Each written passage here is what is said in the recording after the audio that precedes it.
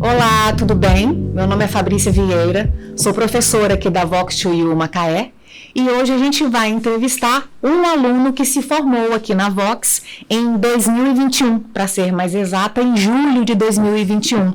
Tiago Amério, seja muito bem-vindo e obrigada por aceitar o nosso convite de participar aqui desse podcast com a gente. Prazer é meu. Eu vou apresentar o Tiago para vocês. Ele é advogado, vice-presidente da 15ª subseção da OAB-RJ, é mestre em Direito e Política Pública pela Unirio, doutorando em Direito e Sociologia pela UF e pós-graduado em Direito Previdenciário e em Direito Tributário. Um belo currículo. Anota aí o Instagram para vocês começar a seguir e conhecer um pouco mais o trabalho que o Tiago faz. Ele tem 2 Instagrams, eu vou passar o primeiro, que é @tiagoamerio.adv e o segundo, @AmérioAlmeidaAdvogados.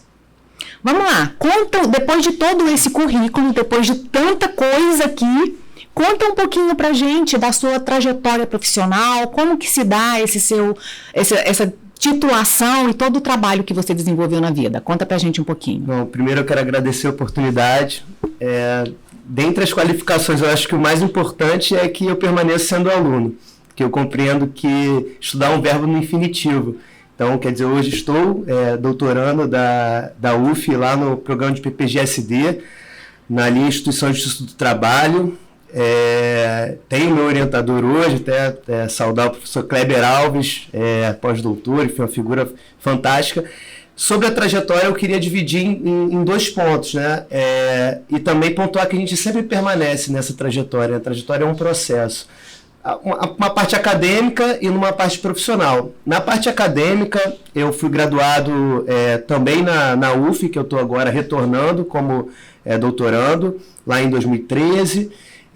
Fiz estágio desde o meu primeiro período, então estágio em órgãos públicos, privados, e isso, a parte do estágio é muito importante para a nossa trajetória, para conhecer pela prática aquilo que a gente acaba, de certa forma, tentando aprender pela teoria. Fiz a minha graduação, em seguida tentei inclusive umas provas de mestrado, e acho importante pontuar isso, porque eu perdi na primeira, e na segunda, e na terceira, mas eu não desisti. E 2, 3 anos depois, eu fiz mais uma nova seleção. Então, na que eu perdi com 4 pontos por não ter estudado, feito o que deveria ter sido feito na Unirio. Eu tirei 10 na primeira fase. E consegui ingressar no mestrado em Direito e Política Pública na Unirio, 2, 3 anos depois de formado, e no qual sou muito grato também. Conheci ciência política, direito, várias disciplinas importantes para a gente compreender que o direito não é uma ciência só, ela dialoga com fatos importantes, principalmente com a questão do poder. E a ciência política é uma área de conhecimento que investiga essas relações de poder. Então foi super importante. Antes de passar para o mestrado, eu fiz as pós-graduações, Direito Tributário, Direito Previdenciário. Por que Direito Previdenciário? Tratar fatos que eu vi no meu estágio. E aí eu vi que eu estagiei dentro dos meus estágios na Justiça Federal da 2ª Região, lá no gabinete. Aí eu via como é que eram as demandas previdenciárias, as demandas que envolvem aposentadorias por invalidez, aposentadorias por tempo, enfim, várias situações. Eu vi o quanto vulnerável é aquela pessoa que trabalha a vida inteira e quando chega no momento ela busca o Estado e o Estado indevidamente nega, e aí, graças à Justiça, essa Justiça Federal consegue concretizar um direito que foi negado muitas das vezes pelo INSS, que é uma autarquia federal, por isso que é julgado na Justiça Federal. Eu falei, poxa, legal, essa área que eu não tive na faculdade, eu vou me especializar, fiz uma pós-graduação, lato sensu, e aí me tornei especialista em Direito Previdenciário e comecei a advogar também nesse campo. Em paralelo a isso, eu também vi uma oportunidade importante que também conheci no meu estágio, do Direito Tributário, imposto de renda, essas questões envolvendo tributos, e aí eu vi assim, dívidas indevidas, um campo bom de atuação. Falei, vou fazer uma pós-graduação em Direito Tributário. Fiz também uma pós-graduação em Direito Tributário, me tornei especialista porque eu vi que era uma boa área, né, advogar para as pessoas que são, nos dois campos, violadas pelo Estado, né, uma numa parte do direito social de aposentadoria e outra numa parte do tributo, né, que, enfim, é o preço da civilização, mas a gente sabe que para muitos o imposto é considerado uma espécie de roubo. E aí a gente advogar a favor do contribuinte foi uma coisa que me motivou. Em paralelo, eu fiz o mestrado, né, e depois o doutorado já mais recente, assim, dando esse salto, mas eu estudei minha vida inteira, desde que eu me lembro por gente, eu sempre entendi que o estudo é um verbo no infinitivo, a gente nunca pode parar. Então essa trajetória acadêmica meio que se mistura com a profissional hoje, 10 anos de advocacia mais ou menos, e atualmente, né, estou como vice da OAB daqui da 15ª subseção, junto com uma equipe também, outros diretores, 5 diretores, 47 conselheiros, assim, muita gente. Fomos eleitos ano passado, vamos para o nosso 2º ano que vem para o 3º, e a vida continua. Olha, de tudo que você falou, que é muito interessante, eu quero ressaltar aqui uma frase que você trouxe. Eu, como profissional da área de comunicação e marketing, professora de oratória, não vou perder essa chance, é claro. Você disse que muitas pessoas entendem, né, a questão dos impostos como algo muito ruim, mas que isso é o preço da civilização. Eu adorei essa frase. Eu acho que ela vira um post muito legal para você colocar no seu perfil. Hein? Anota aí a dica. Tudo bem, já que você contou um pouquinho pra gente da sua história profissional e falou sobre a OAB, que inclusive hoje você exerce um cargo de vice-presidente, conta um pouco pra gente do que é a OAB, para que ela serve, qual que é o papel social dela na nossa sociedade, porque às vezes, para quem não entende do direito, para quem não cursa o direito, fica um pouco sem entender qual que é o papel da OAB. Explica pra gente, por favor. Nossa, excelente pergunta.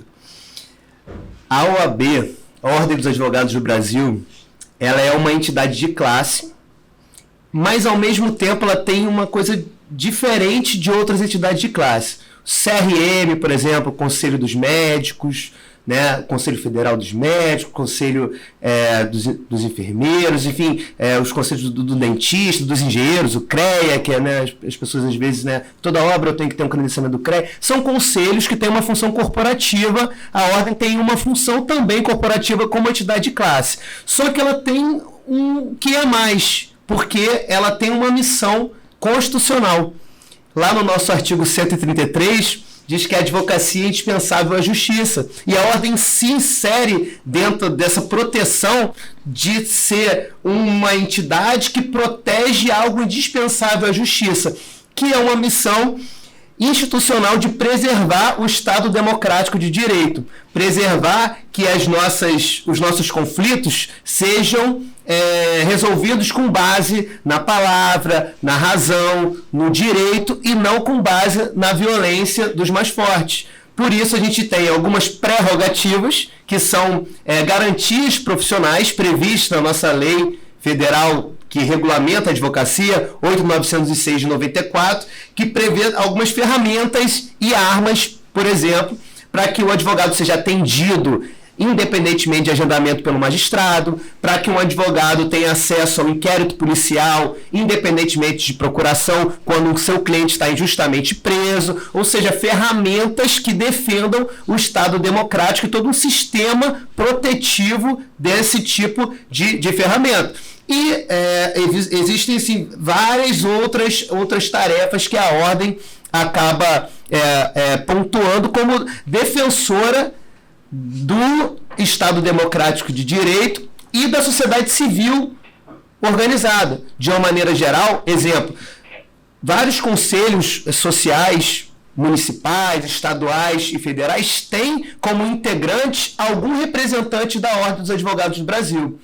Vários momentos da história, A ordem já se posicionou pela defesa da justiça e da democracia, como, por exemplo, com ações de inconstitucionalidade, tendo legitimidade de propor determinados tipos de ferramentas jurídicas via procuradoria, via o seu setor assim, interno, para justamente atuar como um combatente para se manter o Estado Democrático de Direito e tendo essa função de ser um porta-voz da sociedade civil organizada. Veja, Fabrício, não existe outro órgão corporativo que tenha essa missão institucional de preservar o Estado Democrático de Direito. Por isso, nós somos porta-voz como profissionais liberais, como uma profissão que é uma profissão privada, que tem um respaldo constitucional pelo papel que ela tem, por vezes, de ter que enfrentar os poderosos, ter que traduzir um problema jurídico de um cliente em contraponto com um Estado, por vezes, perverso, um Estado maligno, que a advocacia acaba sendo esse representante. Né?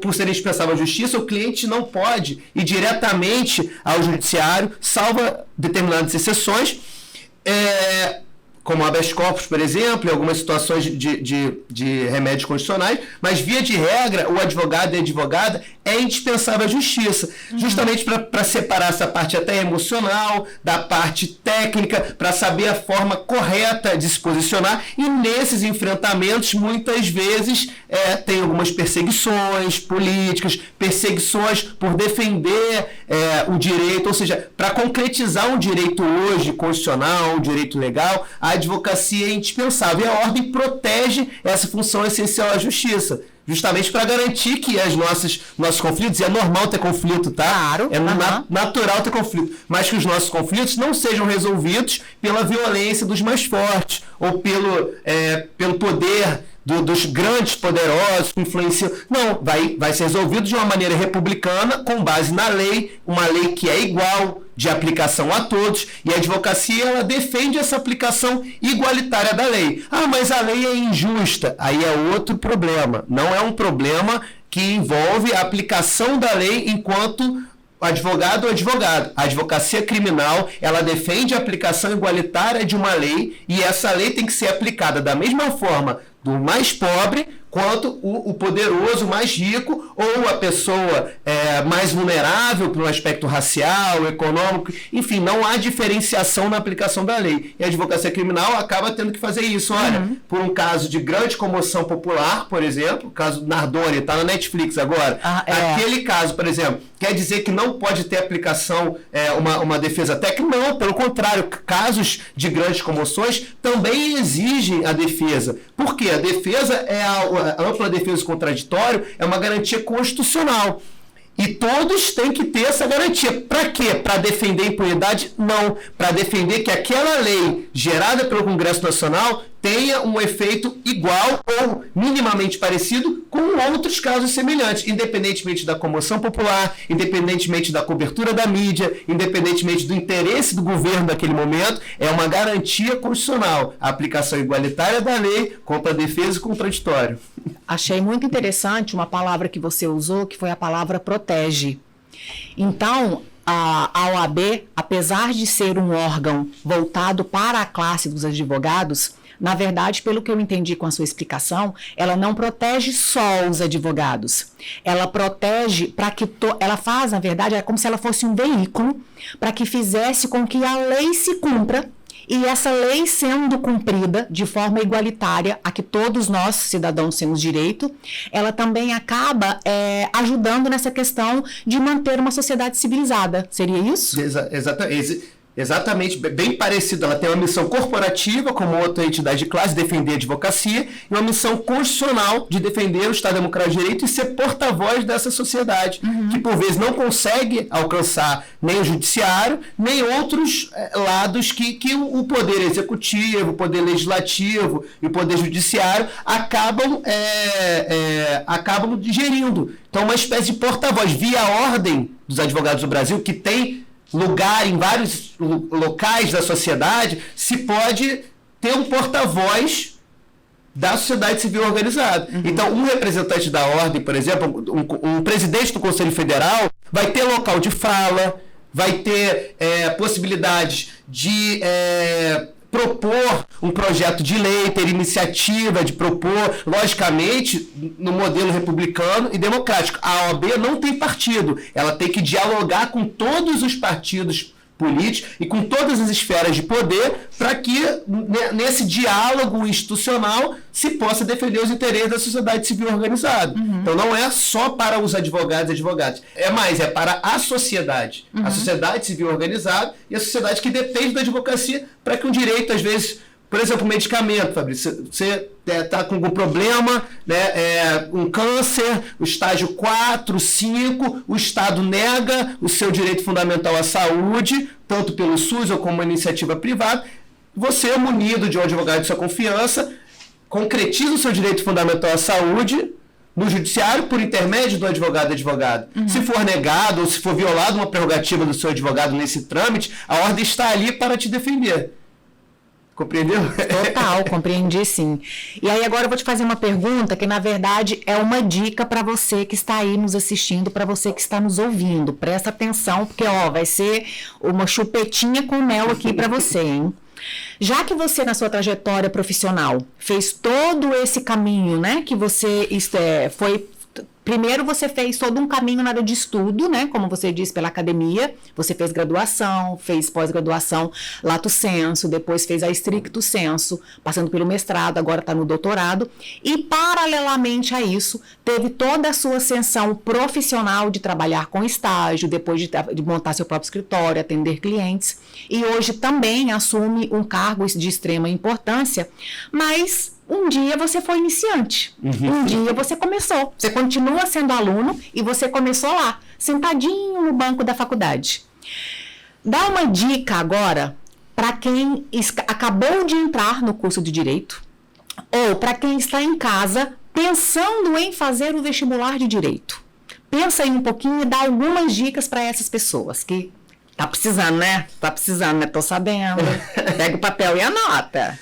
Isso é uma pergunta difícil. O que eu posso dizer em relação a gente sempre é um aprendiz. Tem uma música, né, que tem uma parte que ela fala que não sei de nada, eu sou um eterno aprendiz. Depois eu passo assim... E é de fato isso, a gente é um eterno aprendiz. Então, por mais que a gente se coloque hoje numa trajetória, um cargo, etc., a gente sempre está à disposição para aprender. E eu acho que essa é a primeira dica, a gente sempre, no local que esse estudante esteja, ou antes de fazer hoje o Enem, que ele consiga se colocar em um espaço de sempre buscar aprendizado, sempre buscar se capacitar, conversar com pessoas que já passaram por essa situação, que podem orientar mais e melhor, qual é o caminho, às vezes, menos oneroso para isso. A oratória, inclusive, é algo importante para a gente sempre aprender, para saber expressar o que a gente precisa e aí ter os caminhos mais encurtados. Não tem fórmula mágica. Para estudo, né? Acho que a fórmula mágica é a constância. É cada dia estudar um pouco mais. Em relação ao exame da ordem, eu fiz uma colinha aqui, a gente está no 38º.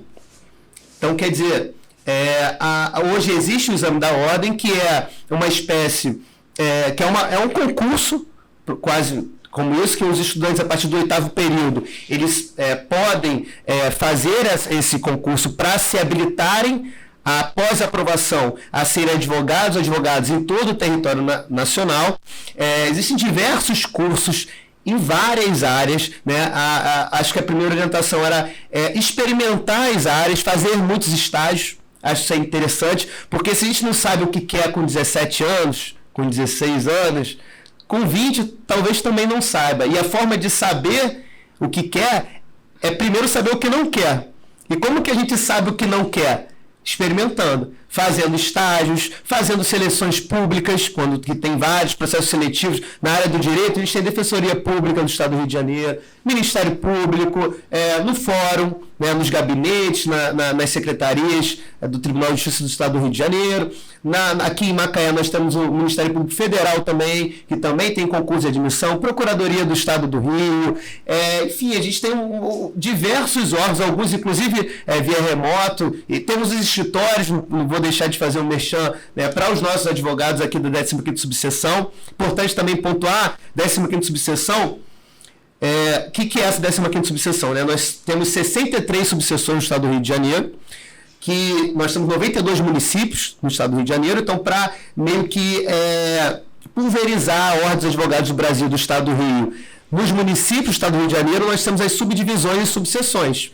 Macaé está na 15ª, mas não é só Macaé. Macaé é a sede que nós temos aqui atualmente ali na Praia da Imbitiba. Mas nós temos Macaé, Quissamã, Conceição e Carapebus, nessa abrangência da competência da 15ª subseção. Então, em todas essas cidades, temos oportunidades de estágio. Estamos, inclusive, com uma aberta agora no fórum lá da comarca de Conceição de Macabu. Fizemos uma ajuda nessa divulgação do gabinete, lá é vara única, né? A instituição, inclusive, está aberta, salvo engano, até a semana que vem, está lá no nosso Instagram, que eu poderia também falar, o Instagram é OABRJ15A.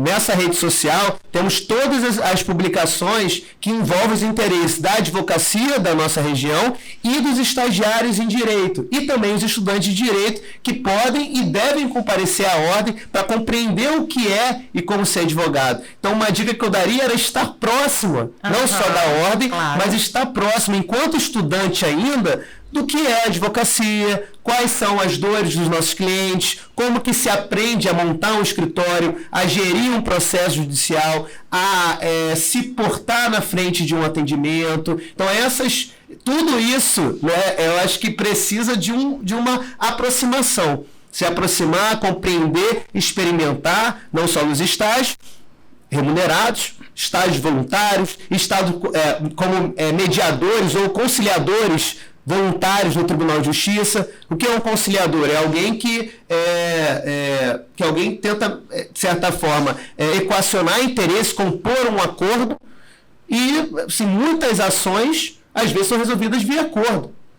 E o conciliador, muitas vezes, é um estudante de direito, é alguém voluntário, né, que se coloca à disposição do tribunal para buscar conciliar esses interesses e, às vezes, por fim ou diminuir um pouco o conflito pré-existente mediado por um processo judicial. Então, também é um caminho ser conciliador. E sobre a aprovação do exame de ordem, que hoje é um concurso, nós temos 2 fases, mas para dar uma coisa bem objetiva. Primeira fase, prova objetiva, questões de concurso. Por mais que a gente saiba o conteúdo durante 5, 6 anos de graduação, é preciso responder as questões da banca hoje da FGV, inclusive. Então, acho que um método muito interessante é fazer as questões. Ver um banco de dados de questões, entender como é feita as perguntas que se precisa responder, porque às vezes eu vejo pessoas estudando bastante, mas assistindo aula ou videoaula. Acredito que o caminho da primeira fase não é bem assistir a aula, porque aí, quando a gente assiste muitas aulas, viramos um bom assistidor de aulas, mas é uma melhor forma de treinar a resolução de questões. Então, em relação à primeira fase, prova objetiva, resolução de questões. Em relação à segunda fase, que é uma prova discursiva, já segmentada numa área de saber. Então, eu fiz direito civil, por exemplo, meu sócio fez direito constitucional, o outro sócio tem direito penal. Então, tem que ver qual área que se tem mais afinidade. Hoje temos direito previdenciário, inclusive, que é uma área que nem se tinha. Então, direito tributário. Minha irmã fez, que também é sócia, fez direito tributário. Então, entender qual que é a sua área de atuação para fazer um estudo direcionado com algum curso que ensine como fazer a peça processual que vai ser pontuada na segunda fase da ordem. Se fizer muitas questões e também aprender a elaborar uma peça conforme é cobrado pela banca atual do nosso 38º exame, sim, digamos que tem uma grande chance, né, a gente não pode prever o resultado, é impossível prever, mas uma grande chance de ser aprovado e aí entrar nesse universo que é o sistema OAB, que é ser advogado e advogada, e somar forças com a gente, se for aqui na 15ª subseção. Legal, muito bom. Então, anotaram aí? As dicas são estudar muito, continuar sempre sendo aluno, fazer parte desse meio ambiente, que aí seria através de estágios ou de começar a frequentar os órgãos que ele citou aqui. E não sei se vocês repararam, ele também trouxe uma informação muito importante, que é trabalhar a sua comunicação e a sua oratória. E é claro, eu não vou deixar isso aqui passar em branco. Conta pra gente a importância da comunicação, da oratória, de saber falar bem para um advogado. Olha, é super importante, Fabrício, relevante. Comunicar é tudo. Te falar que a comunicação não só com o juiz, quando você, por vezes, com vários obstáculos, consegue acessar ele, aí você está de cara a cara para ele, e você tem que, em poucas palavras, como se estivesse saindo do elevador, quer dizer, antes da porta abrir, você tem que se comunicar, achar o que é essencial, ter assertividade e conseguir exercer o seu trabalho. Então, de 0 a 10, 10 a comunicação. É lógico que não basta comunicar, a gente tem que ter conteúdo para comunicar. A gente tem que fazer a nossa parte anterior. Só que desde o judiciário, relação com o cliente, saber como se posicionar, até para fazer um bom contrato, a comunicação é essencial. E a técnica que se aprende aqui, como ex-aluno, para poder falar um pouco, também é essencial compreender as técnicas para poder aplicar de acordo com a sua necessidade. E como estudar um verbo no infinitivo, estudar a oratória também é no infinitivo. Uhum. A gente tem um processo, a Gabriele, que foi minha professora aqui, queria assim, parabenizar muito ela, que não só o material, eu juro que quando eu fiz, eu fiquei espantado pelo material fornecido, por essas questões de gravar também, depois a gente acabar assistindo, e a forma da dinâmica também, de como foi conduzido de uma forma dinâmica e plural, e a gente observar o outro, ou seja, aprender pela observação do outro, estando naquele ambiente, foram assim, foi algo muito importante, acho que relevante, quase que obrigatório, porque como que você vai sustentar oralmente num tribunal, se você não compreende qual é o seu público, não compreende uma maneira um pouco mais técnica de não terminar uma frase com "é isso aí", que é algo que não se deve, ou escolher o que é mais importante, se autoconhecer, saber qual que é o seu perfil e como que é a comunicação, que a comunicação também não é só falar, a comunicação está no olhar,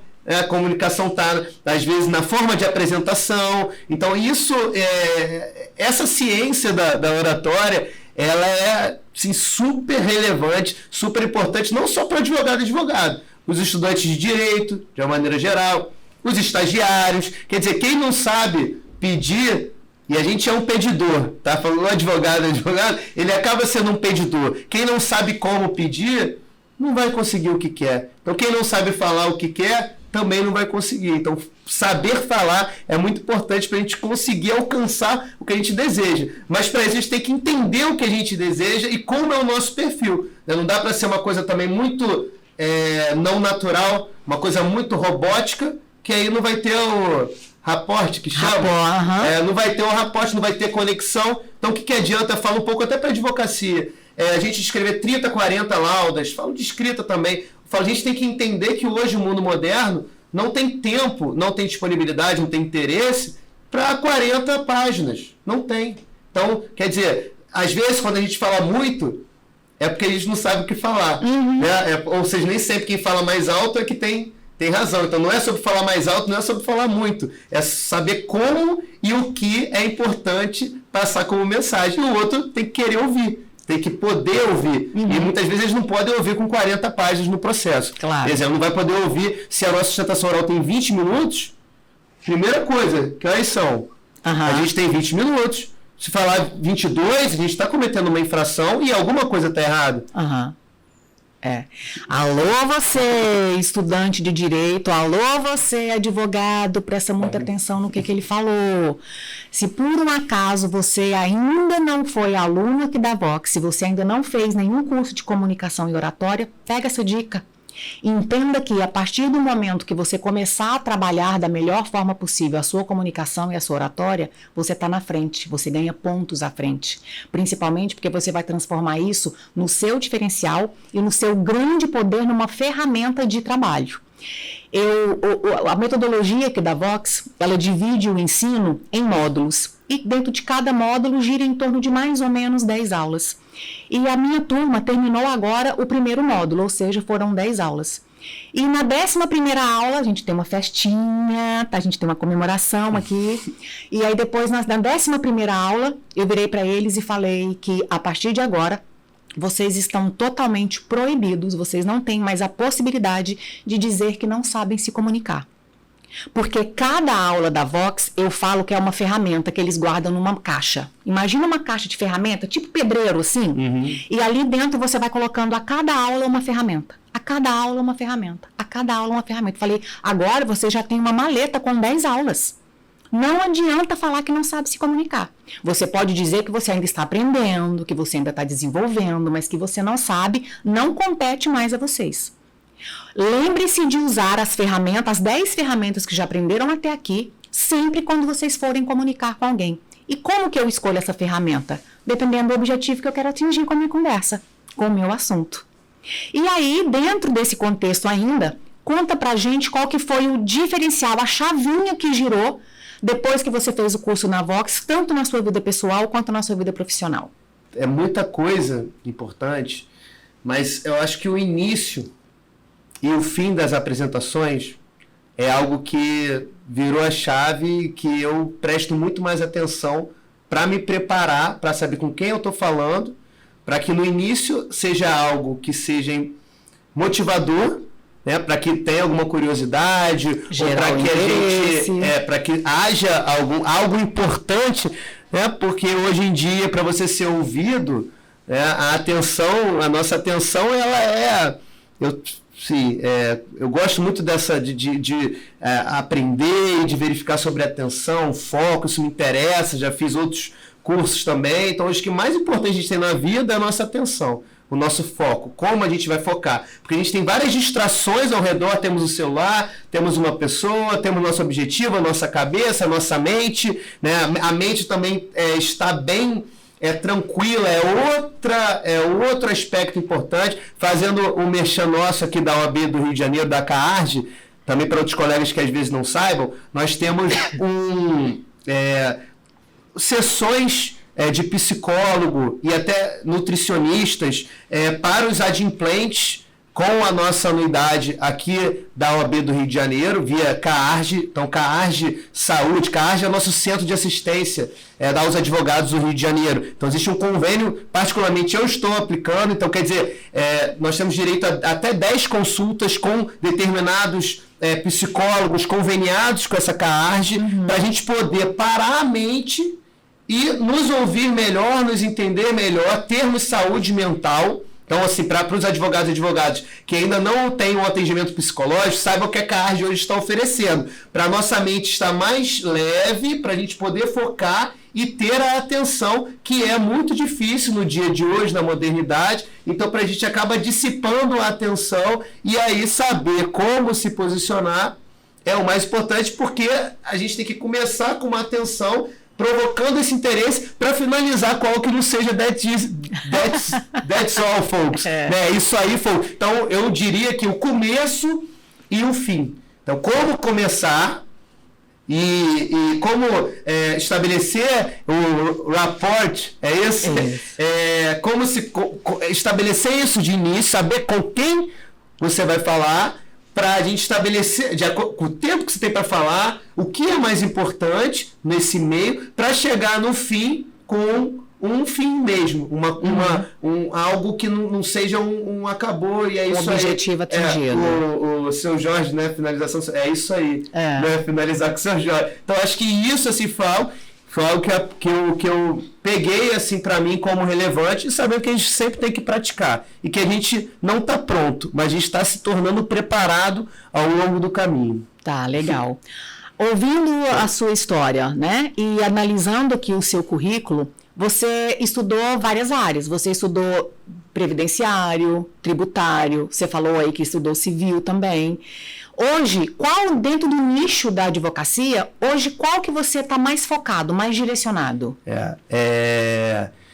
Bom, o direito previdenciário, que foi onde eu comecei, então ainda permaneço, que é advogar para as pessoas em vulnerabilidade, seja pela idade, que já completou o tempo de aposentar, seja pela saúde. Então, para concretizar os direitos sociais, e me perdoe as outras áreas, mas isso é uma área assim que, quando você recebe o telefonema de algum cliente, você conseguiu aposentar fruto do seu trabalho, seu coração fica quente e você demonstra por que você vê o mundo, né? Você se responde. Então, a área previdenciária fica no meu coração, eu acabo atuando também, mas hoje em dia o meu coração a nível de escritório é o direito imobiliário, é o direito condominial, que é advogar para onde a gente mais está, que é em condomínios hoje em dia, no mundo verticalizado, no mundo moderno, advogar nessa área que envolve os condomínios, os conflitos que tem dentro dos condomínios, a forma de organizar.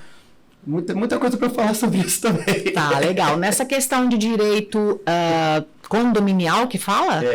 Condominial. Isso, e imobiliário, você atende o direito, né, na verdade, nesse momento. Ele atende tanto a questões residenciais como comerciais? Também. E quais são os tipos de problemas que você poderia ajudar? Porque vai ver, a gente tem alguém ali ouvindo, assistindo, que está com um problemaço nessa área e não sabia que tem um advogado que pode ajudá-lo. Olha, direito condominial é uma área de atuação que lida com direito de propriedade, sendo que tem vários proprietários juntos que formam um condomínio. Então, você imagina os conflitos que tem quando você só é dona sozinha do imóvel. Quantos conflitos, acredito que esteja ouvindo, já imaginou conflitos com o vizinho, conflitos com, às vezes, um barulho alto na rua, conflitos que envolvem a segurança. Agora, você imagina sendo multiplicado esses conflitos com 1.690 unidades, por exemplo, um grande condomínio de um loteamento, com prestadores de serviço, com dívidas. Né? Posso te dizer, e aí com aquela questão de, às vezes até de como o condômino acessa essa informação de uma maneira transparente, porque a gente não pode expor a dívida, né? A dívida de um terceiro, né? a todos de maneira vexatória, proibir de usar elevador, por exemplo, que é algo comum, né? Quer dizer, se é algo essencial, né? Eu não posso limitar o acesso a copropriedade de elevador, por exemplo, de um inadimplente da taxa condominial. Então, quer dizer, todos os problemas que envolvem dívidas condominiais estão, às vezes, 50%, 60% de inadimplência. Como se tem recurso, esqueci de falar, eu estou como síndico do meu prédio, mas do meu prédio, sim, e é só do meu prédio. Mas você imagina como eu, enquanto síndico, vou poder investir numa pintura se a conta não fecha. Tudo é matemático. E às vezes ela não fecha porque uma unidade não está pagando no tempo adequado e onera todas as outras unidades. E muitas das vezes, sem essa gestão mais profissional e até com a assessoria jurídica condominial especializada, o síndico, que é normalmente o nosso interlocutor, um síndico às vezes amador, um síndico da antiga era, um síndico da conversa e tal, às vezes ele não compreende como que a legislação hoje está pautando a cobrança de uma cota condominial em atraso, que hoje, para poder falar, é uma taxa judicial executável, como se fosse um cheque hoje. Então, enquanto antigamente teria que entrar com uma ação de cobrança em que haveria 15 dias para o devedor justificar a sua dívida ou não, toda uma tramitação processual, apelação, fim do processo para iniciar a fase de cumprimento de sentença, hoje em dia o condomínio regular, com uma boa assessoria jurídica, você em vez de citar para 15 dias para se defender, você cita em 3 dias para pagar a dívida sob pena de penhora, por vez do imóvel. Então, houve isso desde 2016. A dívida condominial, bem escriturada, com os detalhes que a legislação impõe, ela é o título executivo extrajudicial desde 2016. Então, avançou e muito o prazo para que uma demanda jurídica seja resolvida e, de fato, aquele dinheiro dos outros condôminos ingressem de volta aos cofres do condomínio para que tenha uma boa saúde financeira para focar no que aquele grupamento elegeu como prioritário. Para alguns é reformar uma piscina, para outros é pintar a fachada do prédio, para outros é ter um elevador bem funcionando. Então, e a gente não sabe, antes de ouvir as pessoas, de ter assembleia, então existe também a questão do problema em relação às assembleias, como que ela é feita, se ela pode ser virtual ou não, qual é o tempo mínimo exigido para que se convoque uma assembleia e as pessoas possam comparecer, quem pode comparecer na assembleia e votar, né? E como se forma esse quórum, qual assuntos se pode votar com maioria simples e qual que é assunto de maioria qualificada. Então tem uma série de problemas envolvendo a boa gestão com uma boa prática, e aí isso exige não só, às vezes, uma boa administração, e aqui eu não estou meu lugar de fala é em relação aos escritórios de advocacia. Então, o meu nicho eu acredito que uma boa assessoria jurídica, que a gente chama de assessoria jurídica de partido, com consultorias mensais, com atividades jurídicas desempenhadas, com autonomia, ela pode trazer benefício ao condomínio, ao grupamento representado por um síndico, seus conselheiros, para que tenha alguém para vigiar aqueles problemas de uma maneira mais autônoma. E por vezes, às vezes, tendo que notificar uma administradora, por vezes tendo que notificar um condômino que infringiu as normas previstas na convenção, ou infringiu alguma deliberação de uma assembleia. São inúmeros, muito problemas. O que eu posso ter quase certeza que a assessoria jurídica dá autonomia, dá mais poder e mais efetividade às decisões de um síndico e de um conselho. Um síndico e um conselho sem assessoria jurídica, às vezes, fica muito mais vulnerável do que um síndico e um conselho com assessoria jurídica, que vai poder não só ajuizar as ações, mas poder fazer a parte da consultoria, de fazer com que aquele exemplo da dívida, aquela dívida que era para ser recebida em 3 anos via processo judicial com cobrança, pode ser recebida em 3 dias. É lógico que se for paga, mas se não for paga, tem toda uma fase de execução patrimonial, se pode negativar ou não pode negativar, enfim, detalhes processuais, certo, que de certa forma não vão ser acessíveis sem algo profissional, né? Sem uma assessoria profissional. Muito interessante essa informação. E se por um acaso você está aí passando por algum problema com o seu condomínio ou com o seu imóvel, saiba que agora você pode contar com essa questão aí do Justiça, que é mais ou menos como se fosse uma área, igual a gente tem o direito do consumidor, a gente tem agora o direito imobiliário e condominial para defender os nossos interesses. Tiago, quero te dar os parabéns pela sua jornada profissional. Parabéns por você ter escolhido essa posição em que você se coloca como um eterno aluno, como um eterno aprendiz, como estar sempre praticando o verbo estudar, porque a cada novo conhecimento são novas portas, novas possibilidades que se abrem para você. Por isso, essa fartura profissional na sua vida. Parabéns. E aproveita esse momento agora, deixa alguns dos seus contatos para quem quiser falar com você. Olha, eu que agradeço a oportunidade, não só de falar sobre a advocacia, mas de poder também treinar aqui a oratória, né? Porque a gente sabe que a gente está no local importante para isso.